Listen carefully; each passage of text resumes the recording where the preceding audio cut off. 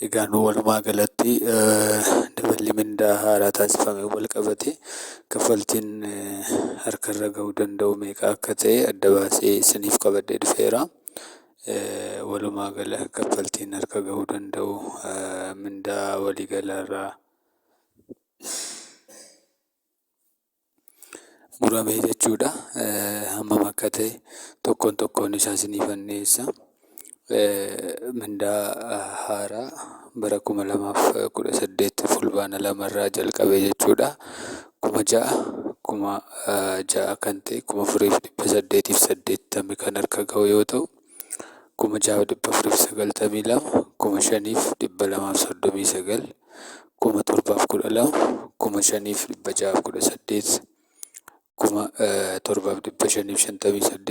7,558, 5,989, 8,402, 6,563, 9,353 warra argatu 7,210 akka ta'e walumaa gala gibirri yookaan taaksiin keessaa ba'ee peeshiniin keessaa herregame kan harka gahuu danda'u bifa kanaan haala isinii dhiyaate kanaan jira jechuudha. Amma sadarkaa 6ffaatti sadarkaa dhumaatti amma 39,000tti ni ilaalla. Walumaa gala sadarkaa 1 kaasee amma 6tti kan jiru kana fakkaata jechuudha. Warri sadarkaa 7ffaarraa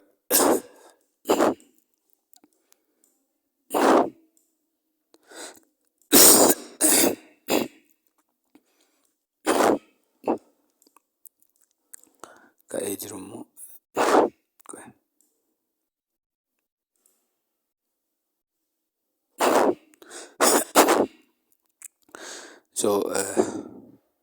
sadarkaa haaluma kanaan sadarkaa itti aanurraa 10,381 kan argatu 7,890 ta'uu qaba jechuudha.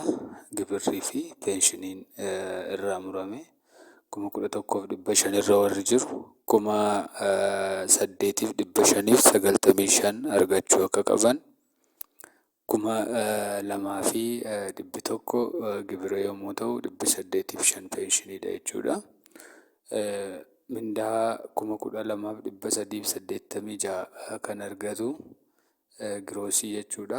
Neetti salariinsaa yookaan mindaan qulqullaa'ee harka gahuu qabu 9,153 ta'uu qabaata.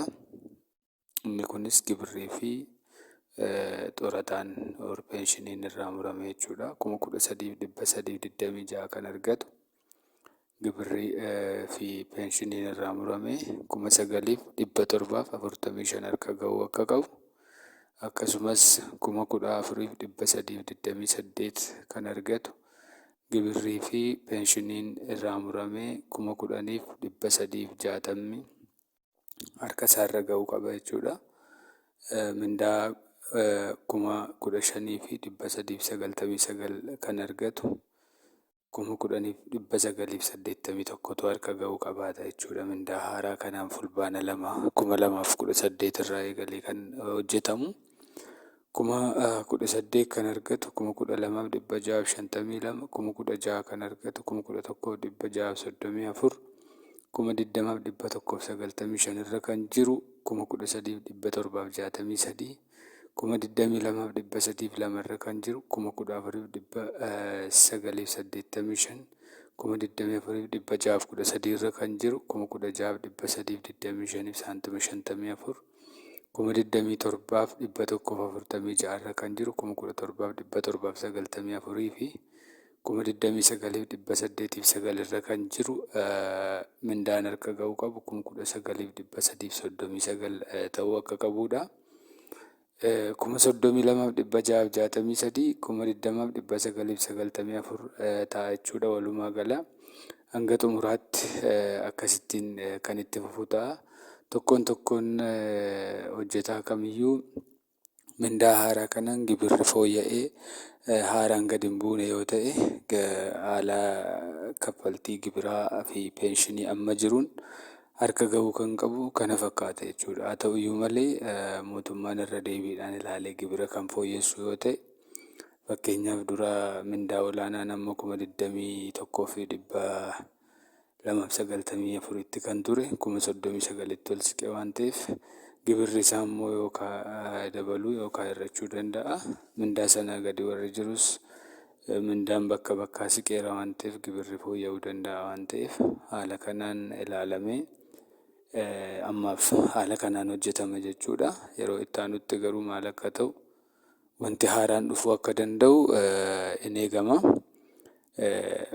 Yuutuubii kanaaf sabiskiraayibii godhaa, warri miseensa hin taane warri haaraa taatan sabiskiripshinii gochuudhaan nootifikeeshiniin akkasiin qaqqabu bilbila tuqaa, laayikii, sheerii godhaa. Waan hordoftaniif galatoomaa. Teenkiyuu.